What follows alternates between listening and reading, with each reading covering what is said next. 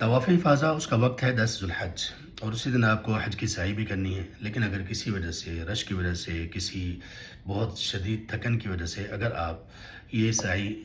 یہ طواف مؤخر کر لیتے ہیں تو اس میں بھی کوئی حرج کی بات نہیں، آپ 11 کو 12 کو کسی بھی وقت یہ کر سکتے ہیں۔ اس کے ساتھ ساتھ ایک اور چیز یہ کہ جب آپ نے 10 ذوالحج کو کنکریاں مار لی، قربانی آپ نے ادا کر لی اور اس کے بعد اپنے بالوں کو کٹوا اور منڈوا دیا، تو اب آپ اپنے احرام کو اتار سکتے ہیں۔ مرد حضرات اپنے احرام کو کھول سکتے ہیں، عام کپڑے پہن سکتے ہیں۔ خواتین بھی حج کی تمام پابندیوں سے یہ کام کرنے کے بعد نکل آئیں گی۔ تمام پابندیوں سے نکلنے کا مطلب یہ ہے کہ اکثر پابندیوں سے نکل آئیں گی، صرف ایک پابندی باقی رہے گی، اور وہ یہ ہے کہ شوہر اور بیوی کا آپس میں مباشرت کرنا، آپس میں ان کا تعلق کو قائم کرنا، یہ ابھی تک آپ پر پابندی لازم ہوگی۔